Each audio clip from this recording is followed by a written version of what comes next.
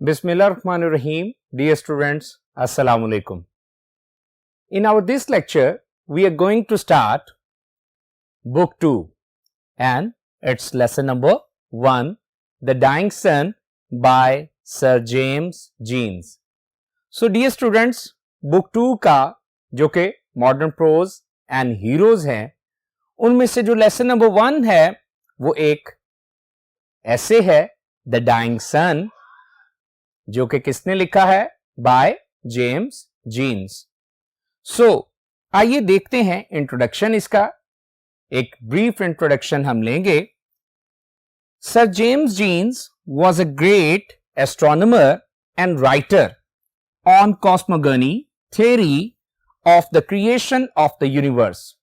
अब तवज्जो रखिए स्टूडेंट्स कि सर जेम्स जीन्स जो हैं वो एक अजीम माहिर फल्कियात थे और एक मुसन्निफ थे. किस पे लिखने वाले मुसन्निफ? ऑन कॉस्मोगनी थ्योरी, कायनात के मुतल्लिक जो नजरियात है उन पर लिखने वाले एक मुसन्निफ. और वो नजरियात भी किसके बारे में? Of the creation of the universe, कायनात की तख्लीक के बारे में. जो कायनाती क्या है नजरियात हैं उनके वो मुसन्निफ थे. This essay is an extract. Extract का मतलब इक्तबास. ये जो मजमून है ये एक इक्तबास है फ्रॉम हिज फेमस बुक, उनकी मशहूर किताब से, द मिस्टीरियस यूनिवर्स, और इसरार कायनात. सो द मिस्टीरियस यूनिवर्स में से ये लेसन एक इक्तबास है और कहा जाता है कि ये द डाइंग सन जो है is the first chapter of his this book the mysterious universe. It gives, it से मुराद क्या है?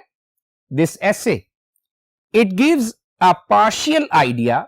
ये जो मजमून है हमें एक जुजवी ख्याल, एक जुजवी हमें क्या है आइडिया देता है ऑफ हिज थ्योरी, उनके उस नजरिए के बारे में, of the creation of the universe, जो कि उनका नजरिया कायनात की तख्लीक के मुतालिक है. एंड सीम्स टू सजेस्ट, और ये जो ऐसे है लगता है कि हमें तजवीज करता है दैट दिस प्रोसेस, ये जो कायनात की तख्लीक का अमल है, वॉज एक्सीडेंटल, ये महज क्या था? हादसाती था. सो द डाइंग सन में डियर स्टूडेंट्स बुनियादी जो चीज है वो यही है कि कायनात की तख्लीक के बारे में जो सर जेम्स जीन्स की थ्योरी है उसको बयान किया गया है. आइए देखते हैं कि वो इस थ्योरी को कैसे बयान करते हैं. मुख्तलिफ नाम लोग इसे देते हैं, लेकिन ये दर हकीकत आसान लफ्जों में एक स्टेलर कोलिजन है. स्टेलर कोलिजन क्या है? सितारों का टकराना. सर जेम्स जीन्स का ख्याल है कि दो सितारों के टकराव के बाद ये सोलर सिस्टम जो है, ये प्लेनेटरी सिस्टम जो है, ये वजूद में आया. और वो प्रोसेस क्या है? एक्सीडेंटल. आइए देखते हैं कैसे.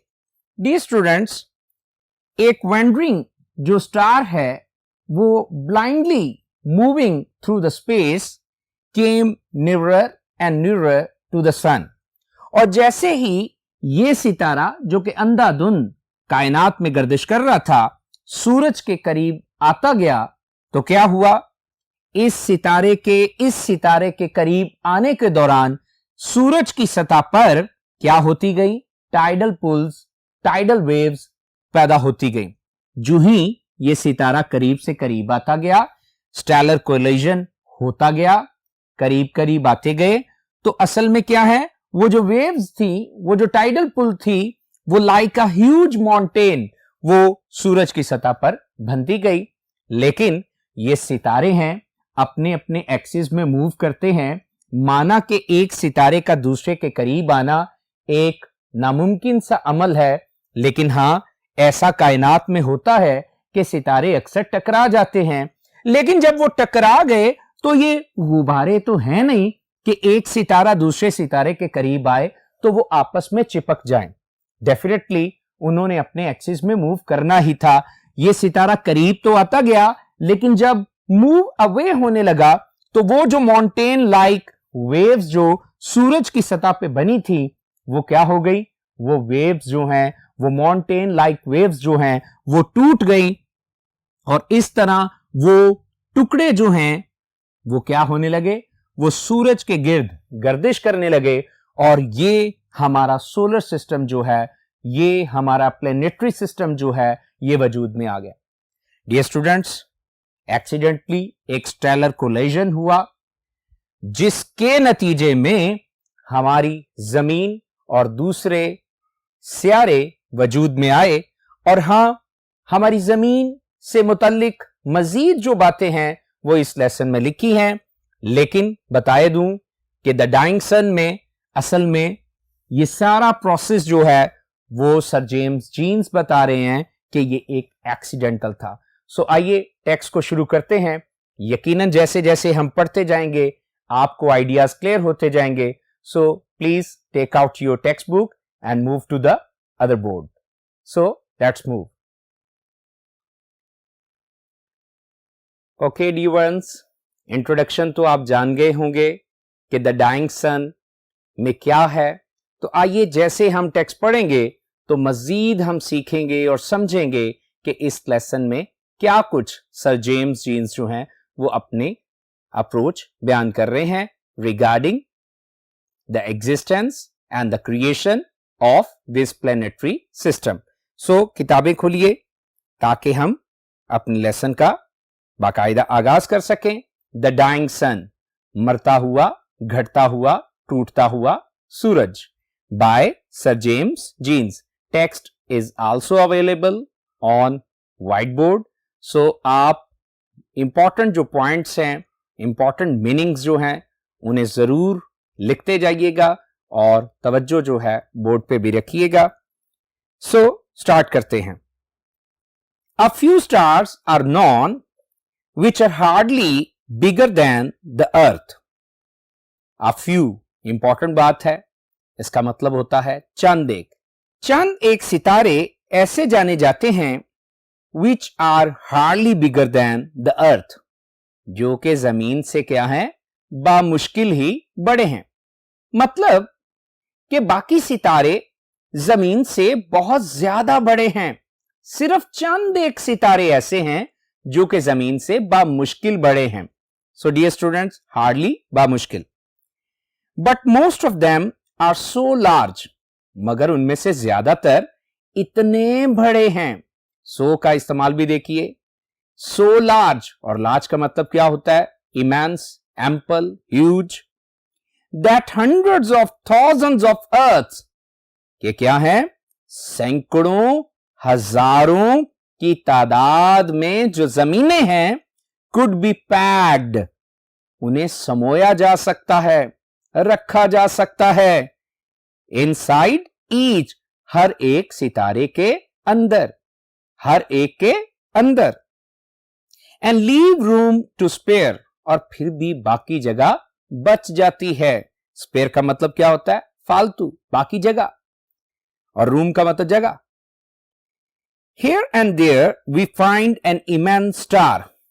यहां वहां कहीं कहीं हमें एक इतना बड़ा सितारा दिखाई देगा, लार्ज इनफ, जो कि इतना बड़ा होगा, to contain millions and millions of earths, जिसमें लाखों और लाखों जमीनें क्या हैं, समोई जा सकती हैं, रखी जा सकती हैं।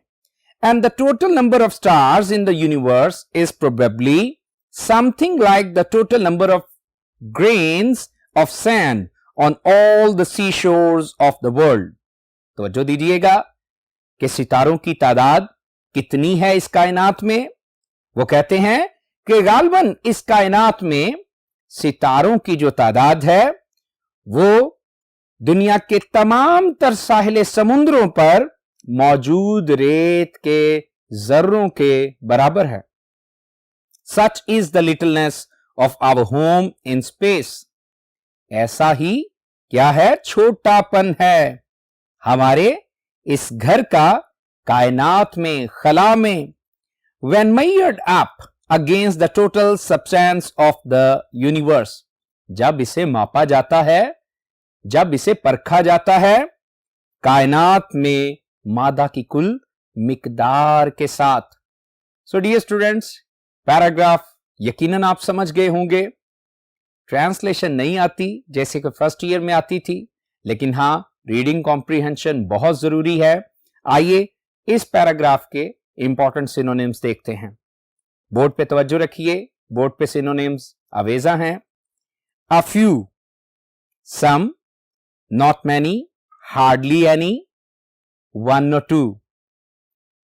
नेक्स्ट वर्ड है hardly, scarcely, by no means, barely, only just, packed, contained, placed, put, store, leave, remain, have, last, continue, room, space, expanse, area, territory, immense, important word है, enormous, huge, massive, very large, substance, matter, मादा को कहते हैं, body, material, mass।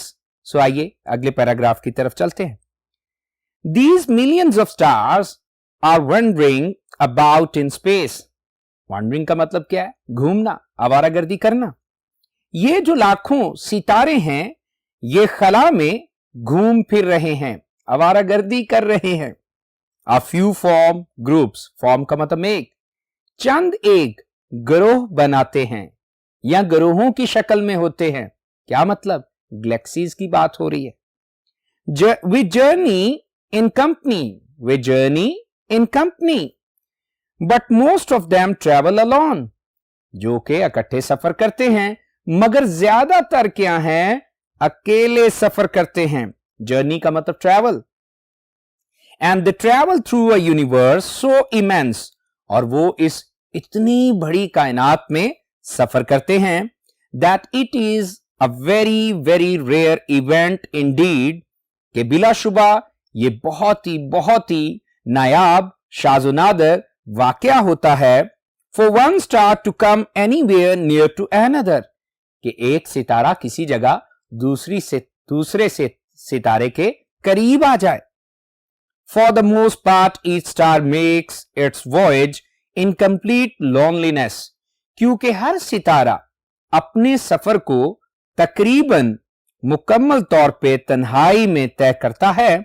Like a ship on an empty ocean, जैसे कि एक खुले या खाली समुंदर में एक जहाज तय करता है। एग्जाम्पल देने लगा।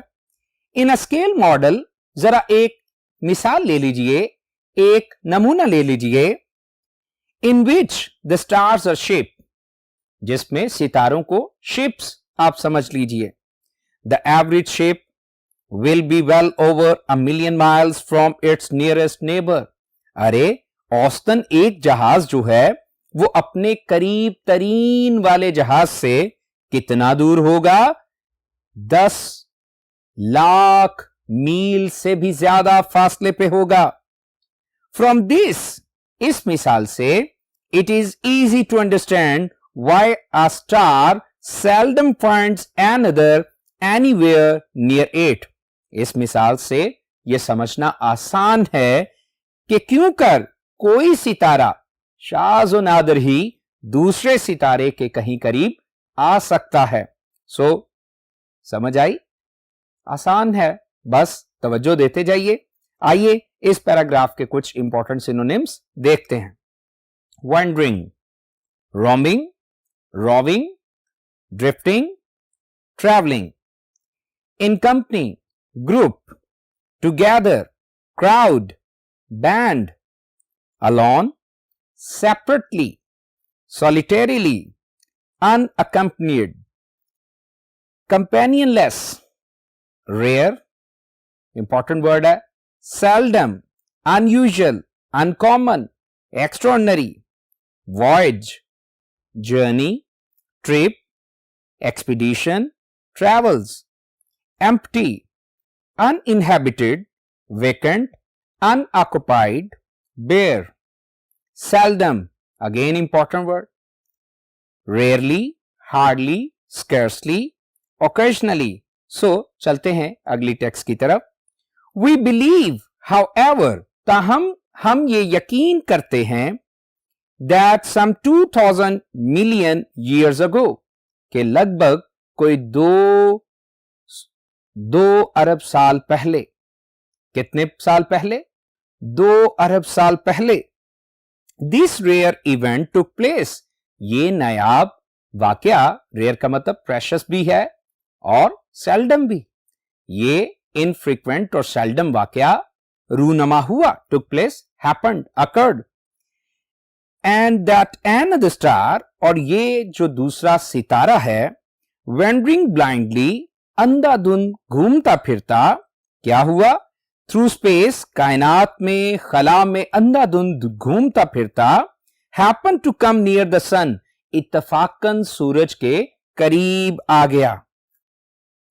Just as the sun and moon raise tides on the earth, tides waves और रेज प्रोड्यूस, और बिल्कुल ऐसे ही जैसे कि सूरज और चांद हमारी जमीन पर लहरें पैदा करते हैं, so the second star must have raised tides on the surface of the sun. यूं ही इस दूसरे सितारे ने सूरज की सतह पर लहरें पैदा की होंगी। But they would be very different from the little tides which the small mass of the moon raises in our oceans. लेकिन वो लहरें बहुत ही मुख्तलिफ होंगी उन छोटी लहरों से जो कि हमारे समुद्रों पर छोटी कमियत और हुजम वाला चांद पैदा करता है। मास का मतलब magnitude, size. An immense tidal wave must have traveled over the surface of the sun. एक बहुत बड़ी जो टाइडल वेव है, कश्शे शकल रखने वाली जो लहर है, वो सूरज की सतह से गुजरी होगी। At last forming a mountain so high. आखिरकार उसने एक बहुत ही बुलंद, एक बहुत ही ऊंचा पहाड़ बना दिया होगा। That we can hardly imagine it. जिसका हम बामुश्किल ही तसव्वुर कर सकते हैं। Imagine, suppose, perceive. As the cause of the disturbance, ये cause of disturbance किसको कहा गया है? उस wandering star को, आवारागर्द सितारे को, जो कि सूरज के करीब आ गया था। As the cause of disturbance came nearer and nearer, जो ही वो खलल डालने वाला सितारा करीब से करीब आता गया, the mountain would rise higher and higher, तो वो पहाड़ भी बुलंद से बुलंदतर होता गया। And before the second star began to move away again, move away, shift away, go away, और इससे पहले कि वो दूसरा सितारा दोबारा एक बार फिर पीछे हटता, दूर हटता, तो क्या हुआ? तवज्जो दीजिए। इट्स टाइडल पुल, उसकी कश्शे शकल वाली जो लहर थी, कश्शे शकल रखने वाली जो लहर थी, हैड बिकम सो पावरफुल, वो बहुत ही ताकतवर हो गई। That this mountain was torn two pieces, और वो पहाड़, ये पहाड़ क्या हो गया? टुकड़े टुकड़े हो गया। Torn two pieces, broken into pieces. And through of small parts of itself, और इसने अपने ये छोटे छोटे टुकड़े फेंक दिए इनटू स्पेस। कहां फेंक दिए? खला में फेंक दिए। These small pieces have been going round, revolving, और ये छोटे टुकड़े घूमते रहे हैं या घूम रहे हैं द सन, किसके गिर्द? सूरज के गिर्द, एवर सिंस, उस वक्त से।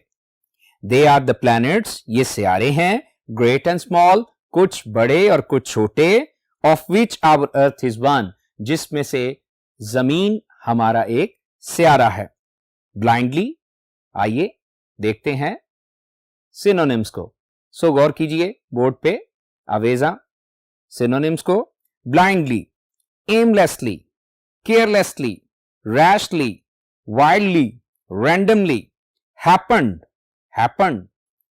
chanced, occurred, took place, turned out, raised, created, produced, engendered, aroused, imagine, think, visualize, believe, guess. So students, move to the next text. The sun and the other stars we see in the sky, सूरज और दूसरे सितारे जो हमें आसमान पर दिखाई देते हैं आर ऑल एक्सट्रीमली हॉट। ये तमाम तर सितारे बेतहाशा गर्म हैं। Extremely, awfully, terribly, far too hot for life to exist on them. TOO, इसको समझिएगा। ये अपने बाद इंफिनिटिव ले तो फिर नेगेटिव जुमला बन जाता है, तो तवज्जो दीजिए। Far too hot for life to exist on them, ये इतने शदीद गर्म हैं कि जिंदगी इन पर वजूद में नहीं रह सकती या नहीं आ सकती। सो ऑल्सो नो डाउट, और इसमें भी कोई शुबा नहीं, वो द पीसेस ऑफ द सन, कि ऐसे ही थे वो सूरज के टुकड़े। कौन? सियारे, वो भी गर्म थे पहले। When they were first thrown off, जब उन्हें पहली बार फेंका गया था। Gradually they became cooler, धीरे धीरे, gradually, slowly, धीरे धीरे ये क्या होने लगे? ठंडे हो गए।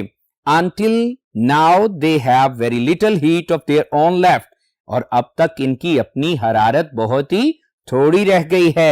आप जानते ही हैं कि सियारे जो हैं वो सितारों से हरारत लेते हैं, और अब इनकी अपनी हरारत नहीं है। Their warmth coming almost entirely from the radiation which the sun poured down on them, और उनकी हरारत जो है वो तकरीबन पूरे तौर पे अश्वाए हरारत से, यानी सूरज की शुआओं से आ रही है, जो कि सूरज उन पर उंडेलता है। तो आइए यहां पे भी कुछ इंपॉर्टेंट सिनोनिम्स हैं, तो देखिए। रेडिएशन, ट्रांसमिटेड एनर्जी, फिर बीम ऑफ लाइट, फिर ग्रेजुअली है, आसान है वैसे तो क्या होगा? बाय डिग्रीज, स्लोली या कंटिन्यूसली। सो डियर स्टूडेंट्स, आइए अगली टेक्स्ट की तरफ चलते हैं। In course of time one of these cooling pieces gave birth to life. इसी दौरान क्या हुआ? ठंडे होते हुए इन सियारों में से एक ने जिंदगी को जन्म दिया। We do not know how, हम नहीं जानते कि कैसे। व्हेन और व्हाई दिस हैपेंड, हम नहीं जानते कि कैसे, कब और क्यों ये रूनमा हुआ था। It started in simple organisms, living beings, ये छोटे छोटे या सादा सादा जानदारों, खुर्दबीनी जानदारों की शक्ल में शुरू हुई। कौन? इट क्या है? लाइफ जो है वो छोटे छोटे सादा सादा खुर्दबीनी जानदारों की शक्ल में शुरू हुई। whose living power consisted chiefly mainly, जिनके जिंदा रहने की ताकत बुनियादी तौर पे इस बात पर मुश्तमिल है। किस बात पे? तवज्जो दीजिए। consisted chiefly in their being able to reproduce themselves before dying, इनके जिंदा रहने की ताकत बुनियादी तौर पे इस बात पे मुश्तमिल है कि इनके अंदर ये सलाहियत है कि मरने से पहले ये अपने जैसे जानदारों को पैदा कर लेते हैं।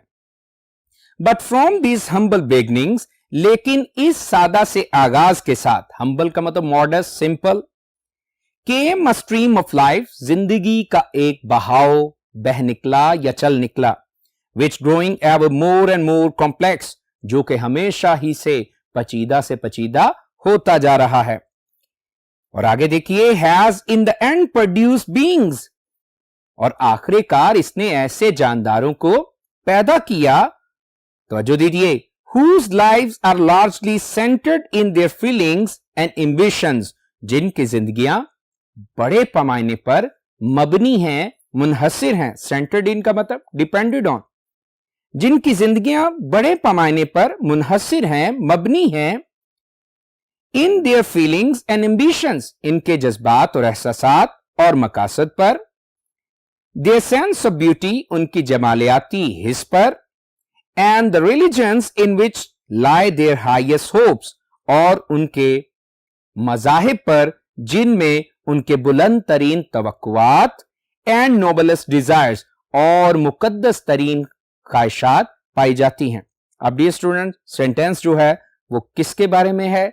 ये कौन से कॉम्प्लेक्स बीइंग्स हैं जिनका यहां जिक्र किया गया है, जिनकी जिंदगियां जो है वो जज्बात, मकासद, जमालियाती हिस्स और मजाहिब वगैरह पर मुश्तमिल हैं? यकीनन ये इंसानों की बात की जा रही है। सो आइए चंद सिनोनिम्स को हम देख लेते हैं, जैसे chiefly, mainly, largely, principally, basically.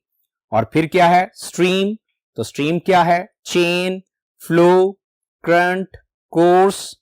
और आखिर पे क्या है कॉम्प्लेक्स, तो complex, complicated, intricate and naughty. So dear students, this is our first lesson and its first lecture. I do believe you have got everything in a very intellectual manner. So may God bless you. Thank you so much.